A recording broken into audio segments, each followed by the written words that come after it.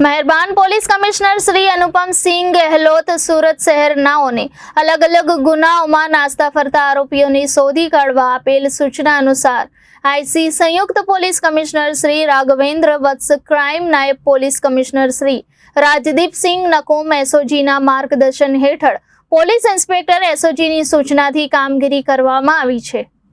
ઉપરોક્ત સૂચના અંતર્ગત એસઓજીના ટીમના માણસો સુરત શહેર વિસ્તારમાં પેટ્રોલિંગમાં હતા। તે દરમિયાન એએસઆઈ અનિલભાઈ વિનજીભાઈ તથા હેડ કોન્સ્ટેબલ દામજીભાઈ ધનજીભાઈને મળેલ બાતમીના આધારે કાપોદ્રા 4 રસ્તા પાસે આવેલ સીએનજી પંપની પાસેથી આરોપી શૈલેષભાઈ બાલો હિરજીભાઈ રાદડિયા ઉંમર વર્ષ 33 રહે 126 સંતોષીનગર સોસાયટી મારુતિ ચોક પાસે વરાછા સુરત, મૂળ રહે ગડકોટરી, તાલુકો બાબરા, જિલ્લા અમરેલી વાળાને ઝડપી પાડવામાં આવેલ છે। મજકૂર આરોપીની પૂછપરછ કરતા હકીકત જણાવેલ કે આજથી આશરે 12 દિવસ અગાઉ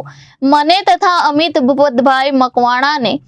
મહારાષ્ટ્ર ભિવંડી ખાતેથી અનીસભાઈનો માણસ અમોને ભારતીય બનાવટના વિદેશી દારૂની અલગ અલગ બ્રાન્ડની નાની બોટલો બિયરના ટીન મળી નંગ 240 કિંમત ₹35,040ની આપી ગયેલ હતો।